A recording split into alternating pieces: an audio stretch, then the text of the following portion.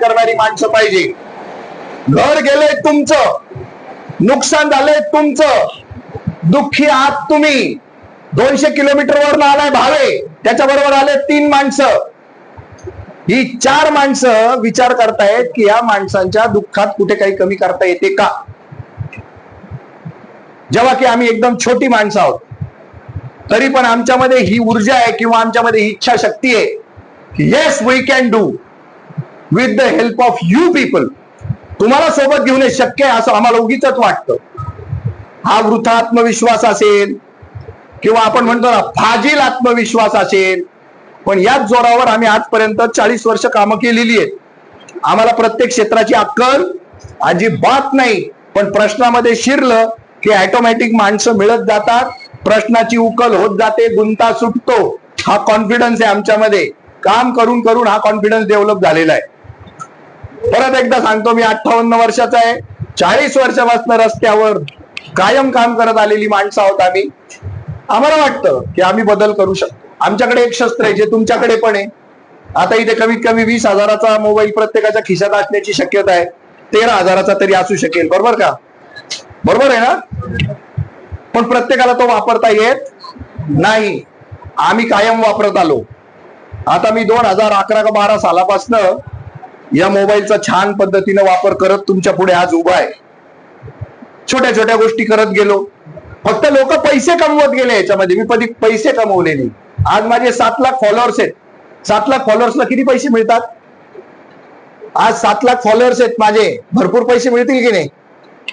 मिळतील की नाही? आम्ही एकही पैसा कमवत नाही. सोशल मीडियातनं मी 1 रुपया कमवत नाही. माझ्याकडे जी काही मशिनरी आहे ती मला जगाने दिलेली आहे, मी स्वतः घेतलेली नाही. लोकांनी दिले मला सगळं, आणि म्हणून मी लोकांना देऊ शकतो सगळं जे काही माझ्याकडे आहे ते. तर या उदात्त भावनेतनं मी तुमच्या समोर उभा आहे. तुझं आहे तुझं पाशी तरी जागा चुकलाशी म्हणतो ना आपण. जे माझ्याकडे आहे ते तुमच्याकडे नाहीये का? घर तुमचं गेलं म्हटल्यावर माझ्यापेक्षा आग तुम्हाला जास्त आहे ना. मला जर दुःख होतं तुमचं घर गेल्याबद्दल, तर तुमचं घर गेल्याबद्दल तुम्हाला दुःख माझ्यापेक्षा 1000 पट जास्त मोठं आहे तुमचं दुःख. त्यासाठी तुम्ही जास्त पेटून उठलं पाहिजे. मर्यादा जरूर आहेत, दुःख जरूर आहेत, खूप बाइंडिंग आहेत तुम्हाला. नोकरी पण करायची आहे, लोकल पण मिळवायच्या आहेत, बॉसच्या शिव्या पण खायच्या नाहीये, नोकरी टिकून प्रमोशन पण मिळवायचं आहे, छान रिटायर पण व्हायचंय, मोठी पुंजी पण जमवायची आहे, अजूनही घरातल्या काही काही जबाबदाऱ्या असतील. या सगळ्यांच्या मारामारीमध्ये हे फेल्युअर तुमच्या कपाळावर पक्क चिटकलंय ते पण काढायचंय. अशा सगळ्या कचाट्यात सापडलेले लोक माझ्या समोर आहेत. मला माझे मित्र म्हणत होते, सर 5700 घरांचा लोचा आहे, त्याच्यामध्ये फार सगळ्या मुख्यमंत्र्यापासून सगळे इन्व्हॉल्व असणार आहे, तुम्ही काय करणार आहे तिथे जाऊन? पण मी या मनोवृत्तीचा आहे. जगात अशक्य काहीच नाही असं नुसतं लिहित असतो आपण. सगळं शक्य आहे अशा बाता ठोकणारे आपण. मग शक्य आहे तर मग सुरुवात का नाही करत आपण? मी ती सुरुवात करायला आलेलो आहे माझ्या बाजूने. तुमच्या बाजूने तुमची सुरुवात झालेली, कारण ज्या पद्धतीनं हा बॅनर बनला याचा अर्थ तुम्ही प्रॅक्टिसाइज झाले या प्रश्नाबरोबर. पण तुमचं लढणं बोथट आहे, त्याला धार आणावी लागेल, मरण्याची तयारी असावी लागेल. हा प्रश्न फक्त माझ्या घराचा आहे असं विचार न करता, हा प्रश्न माझ्या देशाचा आहे असं समजून मी जसं आलो तसं तुम्हाला यावं लागेल स्वतःच्या प्रश्नासाठी. हा माझ्या देशातला धगधगता प्रश्न नाहीये का? तुमच्या मुंबईतच घडतं काय? हे आमच्या नाशिकला पडलेल्या बिल्डिंग आहेत ना, त्यांच्यासाठी पण आम्ही लढतो मरतो. पण आता तुमचा 5800 घरांचा प्रश्न आहे, तर आमच्याकडे किती घरांचा प्रश्न असतो? आमच्याकडे कितीचा प्रश्न आहे हा? 20 घरांचा, 25 घरांचा, डोक्यावरनं पाणी 30 घरांचा. 30 फ्लॅटची बिल्डिंग असते आणि तो धारातीर्थी पडलेला असतो बिल्डर मुद्दाम. त्यांनी स्वतःला बँकरप्ट जाहीर केलेलं असतं. छोटा प्रश्न आहे तो. हा त्याच्या किती टाइम्स आहे? 100 टाइम्स मोठा प्रश्न आहे. पण मॉडेल एकच आहे ना. मोडस ऑपरेंडी तुम्हाला फसवण्याची सेम आहे. त्याच्यामध्ये भ्रष्टाचार केलेले जे पात्र आहेत ते सुद्धा सेम आहेत. फक्त तुमच्या गावचे पात्र वेगळे ना आमच्या गावचे पात्र वेगळे. पण त्याचा मंत्री मात्र नाशिक साठीचा आणि मुंबईसाठीचा मंत्री मात्र एकच. त्याचा मुख्यमंत्री मात्र एकच. अशा प्रकारचा भ्रष्टाचार करण्याची पद्धती एकच. त्याच्यात इन्व्हॉल्व असणाऱ्या भ्रष्टाचारी लोकांची पण यादी आणि पद एकच आहे. मग प्रश्न सोडवणं अवघड कसं, हा आम्हाला प्रश्न पडलाय. तो तुम्हाला पडतो का नाही आम्हाला माहित नाही, पण आम्हाला पडला. आम्हाला वाटतं हे इझी आहे. तुमचा कलेक्टर एवढ्या ऑफिसमध्ये बसतो, आमचा कलेक्टर थोडासा अर्ध्या रूम मध्ये बसतो, एवढाच फरक आहे.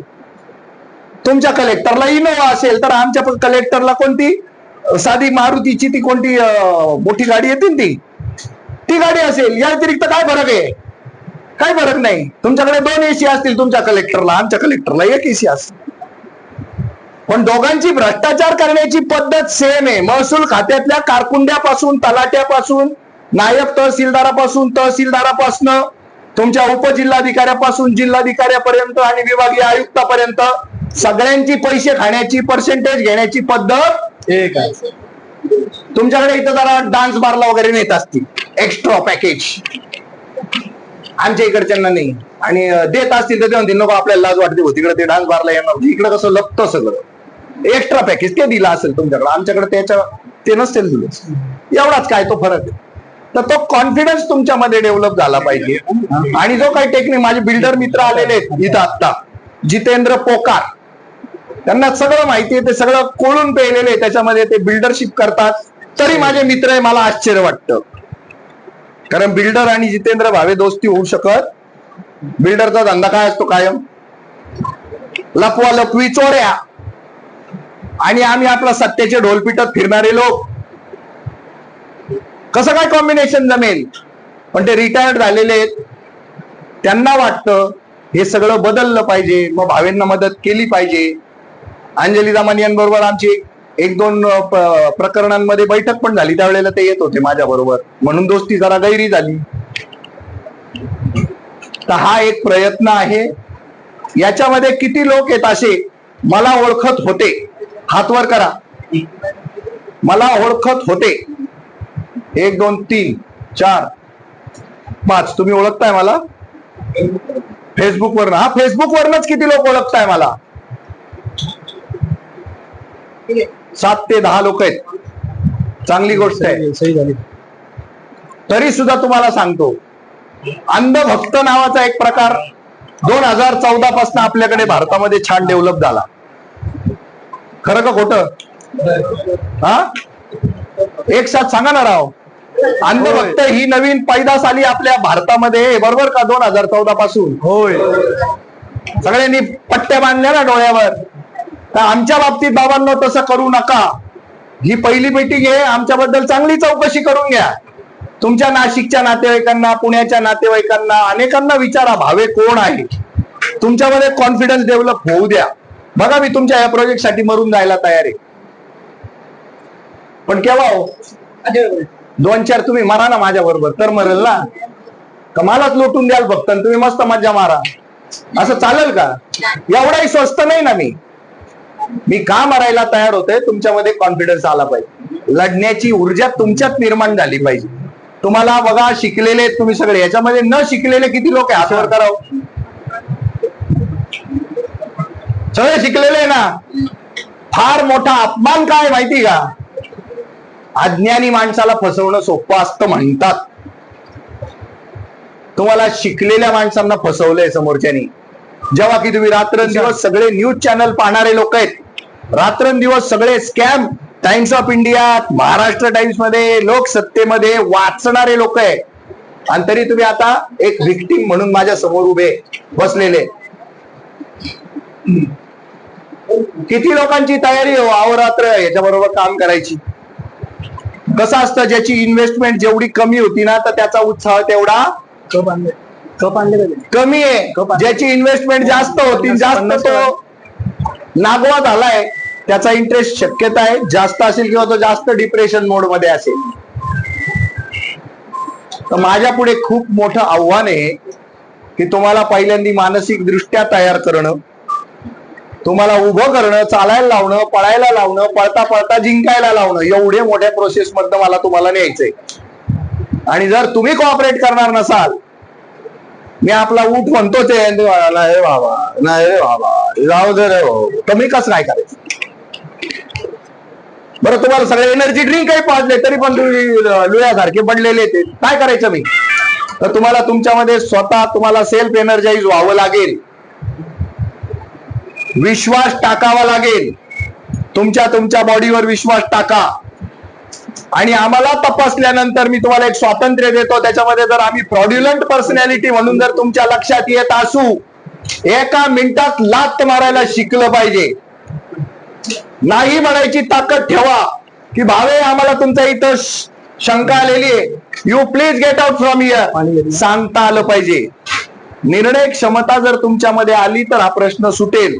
मला आकलायची ताकद येऊ द्या, मला नाही म्हणायची ताकद येऊ द्या, तर तुम्हाला प्रश्न सोडवण्याची एनर्जी येणार, अन्यथा येणार नाही. आता यांच्या बोलण्यामध्ये आलं, एका तुमच्या सहकार्याला पटलं नाही भावेंना काय आणतोय म्हणून, तर त्यांनी तो ग्रुपच सोडून दिला. मला आवडतं ते, त्यांना नाही म्हणायची ताकद होती, त्यांनी नाही म्हटलं, त्यांनी क्विट केलं. तसं तुम्हाला क्विट करता आलं पाहिजे, पण बोलून क्विट करा, न बोलता करू नका. आपसात संवाद वाढवा. तुम्हाला या परिस्थितीनं एकत्र कसं यावं हे आव्हान पेलण्याची संधी दिली आहे, असं तुम्ही या गोष्टीकडे बघा. त्याच्याशिवाय उत्तर निघणार नाही. तुम्ही असे कधीतरी युनायटेड होणार होते का? बुकिंग करताना तुम्ही ग्रुपनी तरी गेले होते का? त्या भाऊनी 5,800 लोकांना गोळा केलेलं आहे, ज्यांची एकमेकाशी ओळख नाही. मग असं का नाही समजत आपण? नियतीने आम्हाला सगळ्यांना एकत्र केलेलं आहे, आता आम्हाला एकत्र येऊन त्याला ओढायचं आहे, खाली पाडायचं आहे. हे संविधानाचं राज्य आहे, मान्य आहे का? होय. अरे, संविधानाचं राज्य आहे माहिती का? होय. लोकशाही राष्ट्र आहे, मान्य आहे का? होय. इथे आपण मालक आहोत, हे मान्य आहे का? होय. जरी उत्तर हो असलं तरी प्रत्यक्षात हे सगळं, याचं उत्तर हो असलं तरी प्रत्यक्षात याचं खरं उत्तर काय आहे? मालकासारखा फील आहे का? या देशात तुम्ही मालक संविधानाने जरी बनवले तरी तुम्ही मालक आहात असा फील येतो का कधी? संविधानाचं राज्य आहे असा आपला दावा आहे, तरी संविधानाचं राज्य असल्याचं फील येतोय का? द्या ना त्यांना जागा, द्या ना जागा. हे बघा, एका ह्याच्यावर आहे जागा, आहे जागा आहे. हाँ, मैं बात करेंगे ना हिंदी में, कोई प्रॉब्लेम. सही झाली का? पहिल्यांदी सेटराईट व्हा सगळे. आत्ताच माझा घसा दुखायला लागलाय, मला पाण्याची बाटली द्या. हो, आहे ना.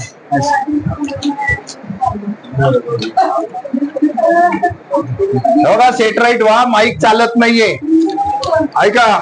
सुनो, माइक चालू नहीं है. मराठी जरा समझने की कोशिश करो ना.